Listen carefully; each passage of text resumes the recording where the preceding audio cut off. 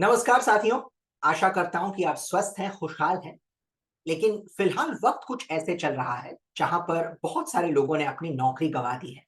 तो हो सकता है कि आप भी उन्हीं में से एक हो। मैं आशा करता हूं और प्रार्थना करता हूं कि आप उनमें से एक ना हो। लेकिन अगर आप हाँ हैं, तो हो सकता है कि जो चंद बातें मैं आपको बताने जा रहा हूं, उससे आपको थोड़ी बहुत मदद मिले। और अगर आप नहीं हैं, तो हो सकता है कि आपके इर्द-गिर्द, आपके आस-पास अगर कोई ऐसा व्यक्ति है जिसने अपनी नौकरी खोई है, तो उसके लिए ये वीडियो शायद मददगार साबित हो। तो चंद बातें मैं आपको बताना चाहूँगा, जिससे आपको शायद थोड़ी राहत मिले।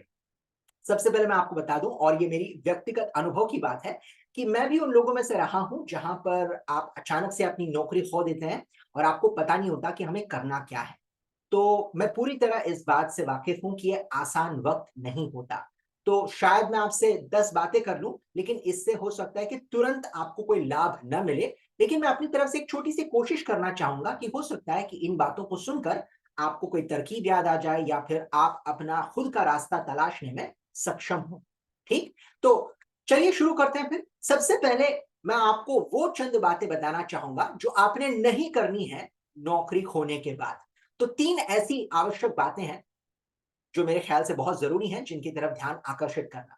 सबसे पहली चीज़, अगर आपकी नौकरी चली जाती है या फिर आपको आपकी कंपनी निकाल कर फेंक देती है, तो सबसे पहली चीज़ जो हमारे मन में स्वाभाविक आती है वो है गुस्सा, है ना? और हम बदले की भावना ठान लेते हैं।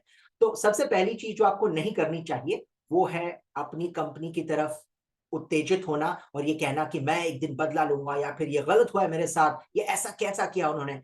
तो ये मैंने मैंने जानता हूँ कि बहुत आसान है कहना मेरे लिए, लेकिन हो सकता है कि आपके मन में वो अ, तकलीफ हो, वो पीड़ा हो जिसकी वजह से आप ऐसा कह रहे हो, लेकिन इससे कोई फ़ायदा नहीं होगा।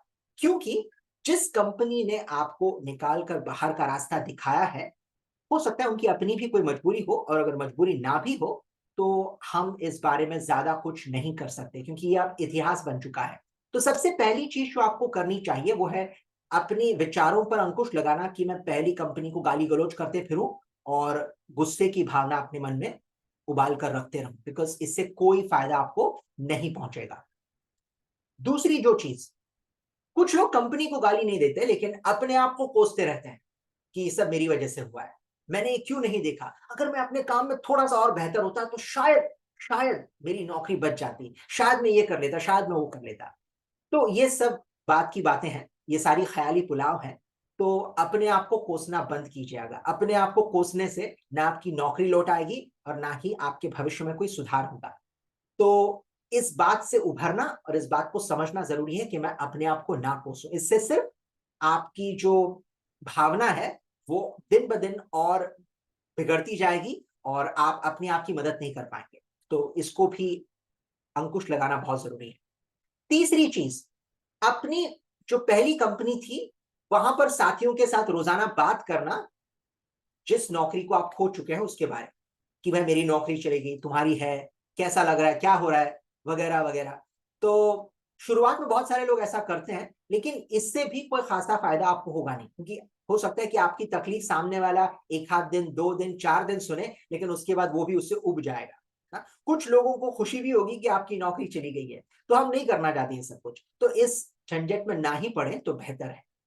तो ये 3 चीज़ें हैं जो मेरे हिसाब से आपको नहीं करनी चाहिए। हो सकता है आपकी राय अलग हो, लेकिन 3 चीज़ें, सबसे पहली अपनी जो भूतपूर्व कंपनी थी उसको गाली-गलौज करना, उसके बारे में बात मत कीजिए। दूसरी चीज़, अपने आप को कोसिए मत, जो हुआ सो हुआ। और तीसरी चीज़, अपने साथियों के साथ बात करना उस नौकरी के बारे में जो आप खो चुके हैं। तो ये 3 चीज़ें अगर आप ना करें, तो आपके स्वास्थ्य के दृष्टिकोण से और आपके मानसिक संतुलन के दृष्टिकोण से बहुत बेहतर होगा। तो फिर करें क्या? तो आइए हमारा ध्यान उस ओर आकर्षित करते हैं, उन चीज़ों पर जो हमारे नियंत्रण में है और जिस पर हम लगातार काम कर सकते हैं। तो सबसे पहली चीज़ जो मैं आपको बताना चाहूँगा, कि एक छोटा-सा ब्रेक लीजिए।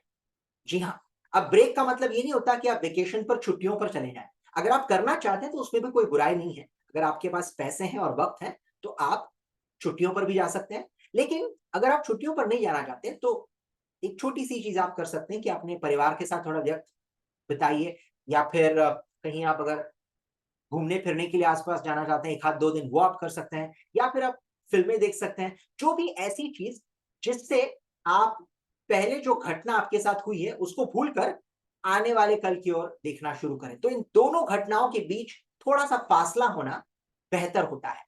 इसे हम ब्रेक का नाम देते हैं, क्योंकि लगातार अगर ऐसा हो कि नौकरी छूट गई, अब नौकरी ढूंढना शुरू किया, तो आपका जो दिमाग है शायद पूरी तरह से सक्षम ना हो इस बात को करने के लिए। तो थोड़ा सा अंतराल आपके लिए सेहतमंद साबित होगा। दूसरी चीज, आपकी जो आर्थिक परिस्थिति है इस वक्त, उसका विश्लेषण कीजिए। अब ये आर्थिक परिस्थिति में दो चीजें होती हैं जो बहुत महत्वपूर्ण है।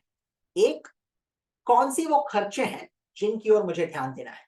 अब खर्चों का मतलब है कि जो जिम्मेदारियां आप पर हैं, हो सकता है आपने कोई होम लोन लिया हो, तो कर्ज के ऊपर जो आप ईएमआई भरते हैं उसके बारे में आपको सोचना पड़ेगा, या फिर आपके परिवार की जो जिम्मेदारी है, जो खर्चे हैं, उनका मूल्यांकन आपको करना पड़ेगा। तो एक कागज पर इन सबको लिखिए कि कितना खर्चा मुझे करना पड़ता है, और इसके बाद आप ये देखेंगे कि मेरे पास इस वक्त कितना पैसा है जिसके सहारे मैं आने वाले पल में अपना जीवन व्यतीत कर सकूं। तो हो सकता है कि मेरे पास 3 महीने तक के पैसे हों, 4 महीने तक के पैसे हों, या उससे भी ज्यादा। तो जितना ज्यादा आपके पास वक्त है उससे आपको फायदा होगा। उससे फायदा ये होगा कि कोई नौकरी अगर आ जाए और आप वो नौकरी करना नहीं चाहते, लेकिन क्योंकि आप इस वक्त मजबूर हैं, तो आप नौकरी करना स्वीकार कर लेते हैं, ऐसा आपके साथ ना होने पाए। तो अगर आपके पास थोड़ा वक्त है 3-4 महीने का, तो आप सूझबूझ से, समझदारी से नौकरी चुन सकते हैं अपने लिए। तो इसके लिए ये भी जरूरी कि जब आप नौकरी करते हैं उस वक्त थोड़ी सी जमा पूंजी कर लें, ताकि ऐसी अगर नौबत आए तो आपके पास थोड़ा सा वक्त हो। बहरहाल वो बात की बात है, लेकिन जितना आपके पास पैसा है उसका मूल्यांकन कीजिए, ताकि आपको पता चले कि आने वाले दिनों में मेरे पास कितना वक्त है, कब तक मैं ठहर सकता हूं, जिसके बाद मुझे कोई नौकरी स्वीकार करनी पड़ेगी। तीसरी चीज, अपने नेटवर्क का इस्तेमाल कीजिए। अब नेटवर्क में शामिल कौन कौन लोग हैं? आपके करीबी रिश्तेदार हैं, आपके घर वाले हैं, आपके दोस्त हैं, आपके साथी हैं। जो भी लोग आपकी मदद कर सकते हैं नौकरी ढूंढने में, उनके साथ आपको बातचीत करनी चाहिए। मैं बातचीत करनी चाहिए इसलिए इस पर जोर दे रहा हूं, क्योंकि अक्सर लोग या तो अपना रिज्यूमे, सीवी भेज देते हैं ईमेल पर और अपेक्षा करते हैं कि सामने वाला आपको बुलाएगा, लेकिन ऐसा कतई नहीं होगा। तो इसीलिए बहुत जरूरी है कि आप सामने वाले से थोड़ा वक्त मांगिए जिन पर आपको भरोसा है कि वो आपको नौकरी ढूंढने में मदद कर सकते हैं, और फिर उनके साथ फोन पर या फिर किसी वर्चुअल मीटिंग पर उनके साथ बातचीत करें, ताकि आप अपने बारे में उनको जानकारी दे सके। किस तरह का काम आपने अब तक किया है, आपका अनुभव कैसा है, और किस तरह की नौकरी आप ढूंढ रहे हैं। ये सारी बातें आप ईमेल में शायद नहीं लिख पाएंगे। तो इसको विस्तार में अगर आप बताना चाहते हैं, तो एक 15-20 मिनट का अगर आप फोन कॉल कर लें, तो उससे आपको खासी राहत मिलेगी। सामने वाले को भी तुरंत पता चलेगा कि आप किस तरह की नौकरी तलाशना चाहते हैं। तो अपने नेटवर्क का भरपूर इस्तेमाल कीजिएगा।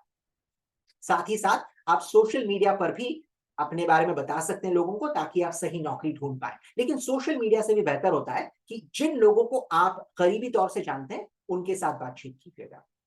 चौथी बात, आपकी जिस चीज में रुचि है उस पर थोड़ा सा वक्त बिताइए। हो सकता है आपको पेंटिंग करना अच्छा लगता है, नाच गाना अच्छा लगता है, फिल्में देखना अच्छा लगता है। जो भी चीज आप करते हैं जिससे आपका मनोरंजन हो सके, आपका दिल बहल सके, ताकि नकारात्मक सोच आप पर हावी न हो जाए। अब इसके साथ साथ आप कोई नया कौशल्य भी सीख सकते हैं, कोई नई चीज सीख सकते हैं। बहुत सारे ऑनलाइन कोर्सेस हैं जहां पर आप कुछ सीख सकते हैं। इससे आपका आत्मविश्वास भी भरपूर बढ़ेगा, और आपका वक्त जो है उसका सही तरीके से इस्तेमाल हो पाएगा। तो ये एक छोटी सी चीज है जिसको आप शामिल कर सकते हैं अपनी दिनचर्या में, खास तौर पे जब आप नौकरी तलाशने का काम कर रहे हैं। और पांचवी और मेरे ख्याल से सबसे महत्वपूर्ण चीज, जिसके ऊपर अक्सर हम देखते हैं कि इसकी तरफ नजरअंदाज करने से बहुत सारे लोगों को तकलीफ होती है, वो है आप अपने स्वास्थ्य का भरपूर ध्यान रखें। और जब मैं स्वास्थ्य की बात करता हूं, इसमें आपकी शारीरिक स्वास्थ्य की भी बात है और आपके मानसिक स्वास्थ्य की भी बात है।